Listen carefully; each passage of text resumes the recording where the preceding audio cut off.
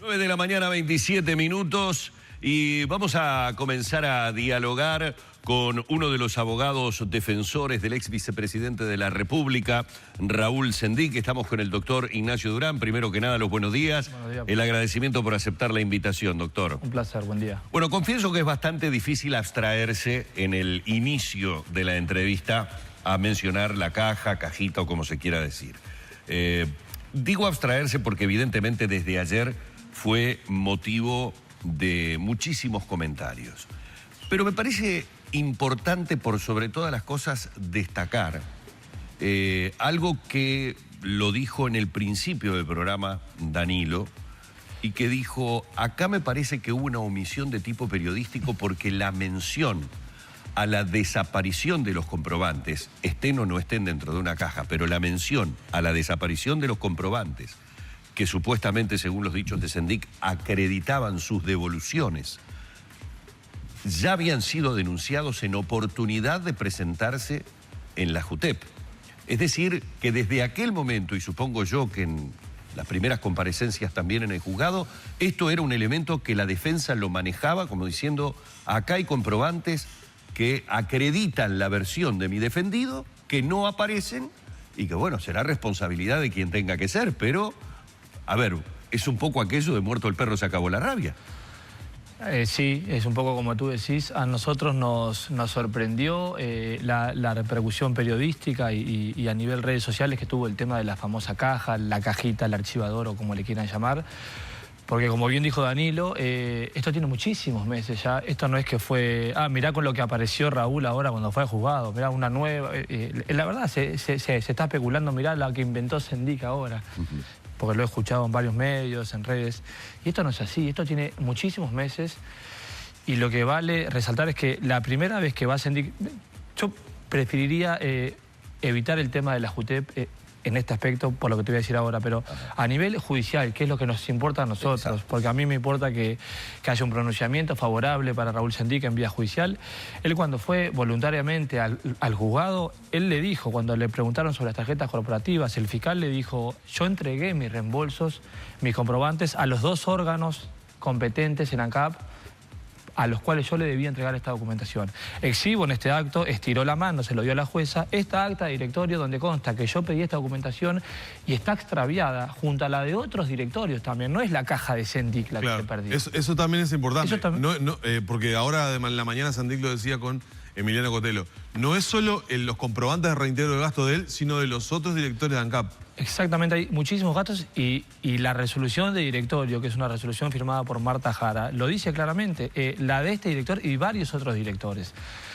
Entonces, vuelvo al inicio, nos sorprendió un poco por qué esto tuvo tanta trascendencia cuando hace muchos meses él ya lo había manifestado como una defensa, y nosotros entendemos ahora, y así lo hicimos con bastante énfasis ayer en esta audiencia previa a un pedido de procesamiento o no, que no es posible tipificar un peculado cuando la persona a cual le rige el principio de inocencia está diciendo: yo cumplí con las formalidades de la ley. Además, Sendic fue el creador de este reglamento de uso de tarjetas. Que no ¿En 2011 fue eso? Exacto, no es un hecho menor. Cuando él llegó a ANCAP no había ninguna reglamentación y dijo: bueno, esto no se puede prestar para cuestiones arbitrarias, creemos un reglamento. Ese reglamento contiene dos personas las cuales deben controlar los gastos de las tarjetas. Entonces Sendic dice, su defensa es: yo presenté todos los reembolsos, toda la documentación, y hay una información que parte del seno de ANCAP, de un directorio que él no integra, que no tiene ninguna afinidad, ni mucho menos, y dice: esto está extraviado, hay una investigación administrativa que está resolviendo qué pasó. Entonces, yendo de vuelta a lo que es el juzgado penal, para nosotros es absolutamente imposible tipificar un peculado cuando no se puede probar la culpabilidad de nuestro cliente. Ahora, lo que a mí me surge inmediatamente como pregunta, y voy a dar un ejemplo bien claro, es lo siguiente. Ustedes, como defensores de Sendic, ¿tienen pruebas de que esos comprobantes fueron presentados? Porque es decir, yo puedo pedir acá en el canal, porque tengo un problema judicial, que por favor me den los archivos de los reintegros que yo realicé, de los viáticos que me fueron dados el año pasado. A mí el año pasado no me dieron ningún viático, por lo tanto el canal, por más que busque, no va a encontrar esa documentación. ¿Queda claro lo que estoy diciendo? Queda claro. Él dio cuenta a estos dos organismos de Contralor cada vez que llegaba un estado de cuenta a fin de mes, entregaba la documentación pertinente. Y por eso... comentaba recién, esto motivó esta investigación y que incluso el acta de directorio es muy clara y habla de eventuales responsabilidades para los funcionarios administrativos encargados de salvaguardar esta documentación. Es decir, que se está buscando algo que se sabe que existe, no es que se esté buscando algo que solamente está, vamos a decirlo de alguna manera bien clara, en la cabeza de Sendik. No, exactamente. Es muy importante esa precisión. No se está buscando un intangible, algo que no se... No, se está buscando algo que realmente existe, que existió, que consta, que se extravió y que no involucra solo a Sendik. Es documentación de muchos otros directores. Claro, sí, basta con preguntarle a algún otro director si hizo reembolsos por esa misma vía. No le daban, hoy hablábamos más temprano, no le daban una vía... digamos, dos vías, una que ingresa, otra que sale, para poder tener el comprobante él mismo. No le daban, Danilo. A mí me sorprende, más allá de que, y lo quiero decir con total honestidad, más allá de que él tenga esa manifestación y más allá de que entienda de que no se puede tipificar un delito por lo dicho recién, me sorprende que en un ente de la envergadura de ANCAP que no haya un control más riguroso de lo que es esto, ¿no? Es bastante preocupante que... Son 2 unidades de Contralor, Dos unidades de Contralor. Que no tienen ningún comprobante. Una es un miembro delegado del Tribunal de Cuentas y el otro es un funcionario de ANCAP. A mí me sorprende realmente que hoy estemos hablando, que parece hasta en tono jocoso cuando es un tema muy grave, de la cajita y que no haya un debido contralor de la situación, ¿no? Eso ni que hablar que es gravísimo, porque hago la siguiente pregunta. Obviamente deben ser, por estar ustedes en la defensa, digo ustedes, me refiero a Pérez y a usted, doctor, estar más empapados de lo que es la operativa de ANCAP. Supongo que cuando alguien en una oficina contable de cualquier empresa recibe un dinero como devolución, vamos a suponer que yo entregué determinada cantidad, ese dinero va, ahí sí, a alguna cajita, a algún lugar, y tiene que haber un registro contable de ese dinero que ingresó. Si no, bien puedo suponer que los mismos que hicieron desaparecer los comprobantes tienen la plata de Sendik en el bolsillo. Precisamente, yo concuerdo con eso. Entonces yo creo que hay, y así lo hace ver esta acta de directorio, creo que debería haber responsabilidad de los funcionarios encargados, porque por algo hay 2 órganos de contralor para que esto no suceda. Sí, entonces, y a mi juicio también tendría que haber una explicación de ANCAP, del actual directorio, porque ayer el comunicado de San Juan ANCAP, muy exiguo, muy breve, muy acotado, además dice que no va a seguir hablando y que no va a hacer más declaraciones para no interferir en el proceso judicial. Yo creo que acá tiene que explicar ANCAP, ¿no? O sea, el comunicado, esa investigación administrativa es de octubre. El comunicado de ANCAP es bastante inocuo. Es como, yo lo leí, aparte es muy cortito. Lo que no dice ANCAP en el comunicado es que hay una investigación administrativa que está en trámite. Eso lo tuvo que llevar Sendik al juzgado. ANCAP nunca le comunicó al juzgado: mire, yo sé que están investigando tarjetas corporativas, me han pedido información, esto lo extraviamos. Tuvimos que salir nosotros a hacer una suerte de pesquisa para ver dónde estaba esta documentación que Sendik decía entregó y no estaba, hasta que finalmente dimos con esta acta de directorio que fue entregada meses atrás en el juzgado. O sea, ANCAP nunca le mandó al juzgado esa resolución del directorio comenzando la investigación administrativa. Exactamente. ¿No está colaborando con la justicia, ANCAP? Yo no digo que esté colaborando o no, yo lo que digo es que con este problema interno, que entiendo que es una situación complicada para ANCAP, creo que no ha sido, por lo menos al tenor estricto de este comunicado de ayer, no ha sido del todo honesta, porque acá debió haberle dicho: ustedes están investigando tarjetas corporativas, el fiscal nos ha preguntado, y estos señores se encuentra extraviado, se está perdido, o estamos haciendo los esfuerzos para buscarlo. Acá les agrego el acta que prueba eso, y eso lo tuvo que hacer Raúl Sendik, no lo informó ANCAP. Para la sede quedó claro, cuando digo esto me refiero... quedó claro que esos comprobantes o esa documentación fue extraviada, más allá, digo, de que me queda claro que no hay una comunicación de ANCAP de que hay una investigación, pero supongo que fueron pedidos en algún momento por la sede. Es decir, si Sendik se presentó diciendo que había comprobantes de esas devoluciones, supongo que habrá habido un escrito judicial hacia ANCAP diciendo: por favor, proporcióneme los comprobantes de devoluciones o de reembolso de dinero del señor Raúl Sendik.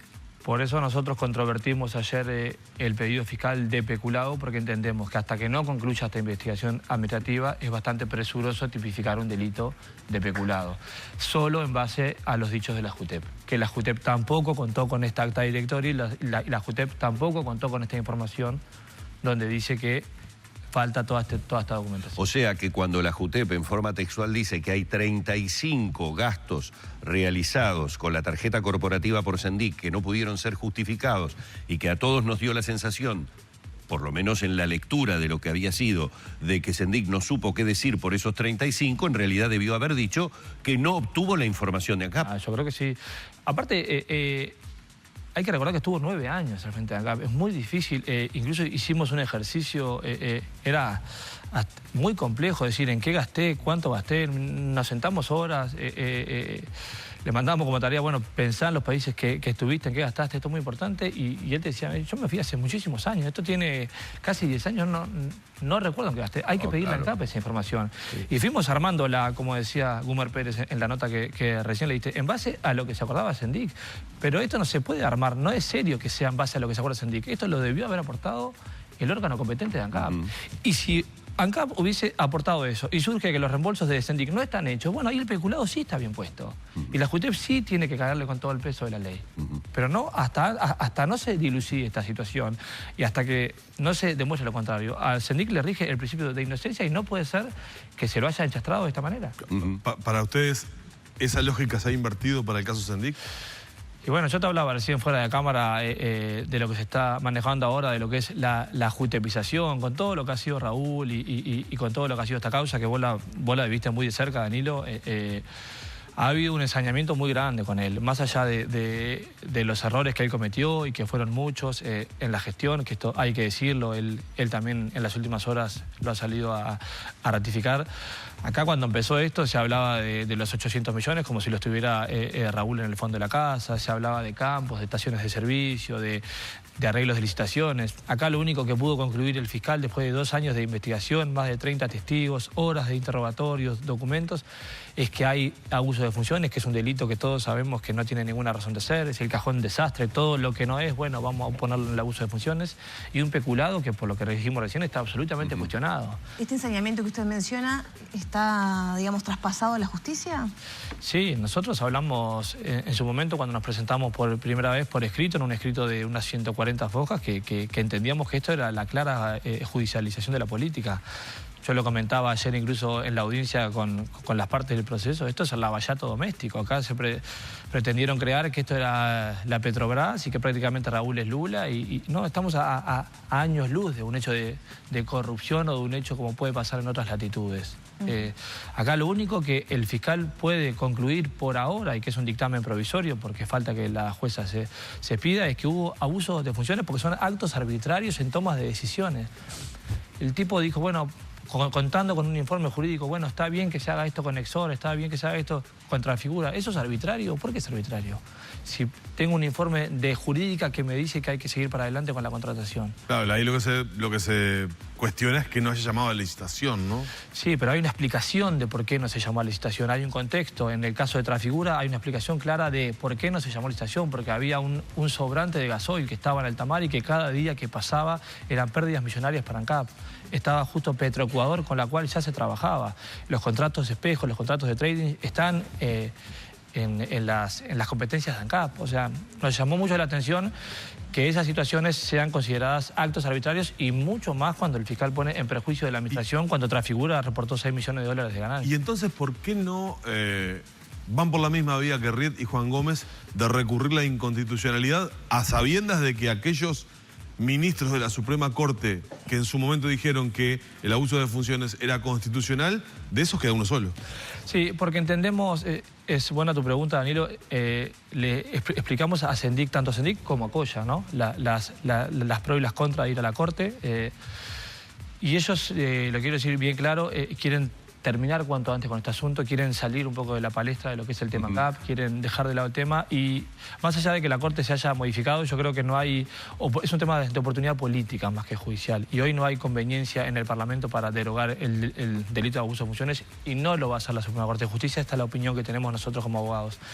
Entonces ir a la Corte era darle largas a un asunto que entendemos que no se iba a modificar. No obstante eso, fuimos muy críticos con lo que fueron las tipificaciones y explicamos por qué entendemos que en ninguno de los dos casos hay abuso de funciones. En las declaraciones de ayer de Sendik, él reafirma, de alguna manera el doctor Durán lo ha vuelto a decir, reafirma sobre todas las mentiras que se dijeron sobre la posibilidad o no de un enriquecimiento, digo, lo que se acaba de enumerar. Y allí, obviamente, y con lógica, apunta a los medios y lo dice cara a cara con los medios y dice, ustedes me van a disculpar, lo digo respetuosamente, pero los medios colaboraron, digamos, como a esa quema pública, y también refiriéndose a la opinión pública que de alguna manera todo lo que diga Sendik, digamos hoy, Cajita, cree que es un invento o que es una mentira. Yo me veo en la obligación, a mí no me comprenden las generales de la ley con respecto a ningún tipo de operación contra Raúl Sendik, que yo creo que esto se lo buscó Sendik el día que firmó como licenciado y no pudo comprobar que era licenciado. Esto lo tengo que decir porque es algo que si yo hubiera estado en ese lugar le hubiera dicho, sí, es verdad, es probable que ahora la caja de resonancia de todo lo que dice Sendik pueda ser aprovechado políticamente por muchos. No tengo ningún tipo de dudas de eso, pero... A ver, el puntapié inicial es el puntapié inicial. Sí, no podemos, yo por lo menos, él lo sabe, yo tengo hoy una relación que excede lo profesional y puedo hablar en confianza sobre este aspecto que incluso excede lo jurídico. Cuando nos vino a ver en aquella oportunidad por el tema del título y bueno, yo entendía que no había elementos ninguno como para un procesamiento porque él no se había arrogado nada, no había ido a una universidad no había ejercer, a una clase no había de dado genética una humana, conferencia no había ganado sobre el tema. Es clarísimo. Yo creo que hubo un mal manejo de la situación, que tiene un contexto que él lo explicó en audiencia, pero yo creo que ese es el disparador para todo lo que generó después, no hay ningún tipo de duda. Es lo que tiene la actividad pública. Basta una mancha para que lamentablemente la opinión pública o quien sea te lo estén recordando permanentemente. De allí seguramente el disparador de ayer de creer que esto era una nueva instancia cuando en realidad lo que dice el doctor es algo que estaba planteado desde hacía mucho tiempo antes. Es tal cual. El disparador sobre el tema del título y la licenciatura, donde no fue aclarado, donde va un juzgado y donde van pasando los años y queda como que está, como que no hay una suerte de mea culpa de él diciendo no tengo el título de licenciado. Sencillito, nada más que eso. Después genera este disparador y hoy creo que las redes sociales potencian todo, magnifican todo y esto puede ser interpretado lo de ayer, que tiene muchísimos meses de presentado en la justicia, pues, mirá, la nueva artimaña de Sendik para evadir la situación. Pero doctor, esto tiene que ver con, bueno, la opinión pública y cómo interpreta, ¿no? O consecuencias políticas que puede tener en la carrera de Sendik esta situación que se inicia, como ustedes decían, con el tema título. Hoy yo le preguntaba si esto se había traspasado a la justicia y yo reitero, ¿la justicia está siendo poco independiente en este caso? No, yo no. ¿No independiente? No creo en absoluto y eso quiero resaltarlo. En cada oportunidad que tuve la posibilidad de decirlo, lo dije y lo repito, ha sido un proceso muy cristalino, muy garantista, e incluso te diría excesivamente garantista, donde la doctora Larrié permitió a todas las defensas ingresar. Hay otros jueces que no te lo permiten. Recordemos que estamos bajo el viejo código. En alguna audiencia tuvo que echar a las defensas. Hubo alguna audiencia complicada. Es que es eso, Danilo, se politizó tanto el tema que había preguntas que excedían lo jurídico, excedían lo que era el objeto del proceso y eran más preguntas de lo que es un corredor de la Cámara de Senadores que de lo que puede ser un juzgado penal. Entonces creo que ese fue el disparador de esas discusiones. Pero volviendo, no, creo que no, y creo que fue absoluta libertad, con absoluta independencia. El fiscal lo dijo en la conferencia de prensa, que había actuado sin presiones ninguna. Yo tuve muchas instancias con él y la verdad que para nosotros es una tarea muy compleja porque era el ex vicepresidente de la República y obviamente estábamos muy preocupados de qué podía pasar, pero hubo garantías para todas las partes y eso me quedó muy satisfecho. Perdón, antes de despedirlo, se viene otra polémica ahora, porque hay dos lecturas, como todo, ¿no? Siempre hay dos bibliotecas. Sendik ayer dijo, él va a continuar en política, no, todo esto no, más allá de si hay procesamiento o no hay procesamiento, va a continuar haciendo política. Puede presentarse electoralmente y puede ocupar cargos, ¿sí o no? Porque ahí hay dos lecturas. Como toda nuestra profesión, están las dos bibliotecas. Yo entiendo que estando procesado aún puede presentarse porque le rige el principio de inocencia y porque no hay una sentencia de condena. O sea, ante la hipótesis de que la doctora Larrié diga, bueno, lo que dice el fiscal y el pedido que hace el fiscal Luis Pacheco tiene razón para comenzar el proceso, procesamos a Raúl Sendik. Usted dice que se puede presentar eventualmente y ocupar cargo eventualmente. Porque es un dictamen inicial, pero bueno, pasó en el caso de Lorenzo. Incluso se hizo una consulta a la Corte Electoral y la Corte Electoral dijo que podía presentar. Y si cae un condena, procesamiento en una condena, no es la sentencia. ¿Y si cae condena cuando esté ocupando un cargo? Bueno, ahí ya cambia la cosa y ahí también hay dos posiciones. Y la más firme parecería ser la que dice que debería abandonar la banca, el cargo, lo que fuere. Bien. Doctor, pero eso es una polémica que se va a venir. Es otra que se va a venir. Va a estar en breve en el tapete. Agradecerle mucho al doctor Durán estos minutos, la gentileza que ha tenido, para obviamente prestarse a contestar absolutamente todo en un momento que obviamente es muy delicado. Yo lo decía antes de que usted ingresara, creo que me estaba escuchando. Cada palabra que uno pueda decir hay que tener mucho cuidado de qué manera lo dice, porque modifica en un tono. Y él me corrigió y me dijo, cada palabra no, media palabra.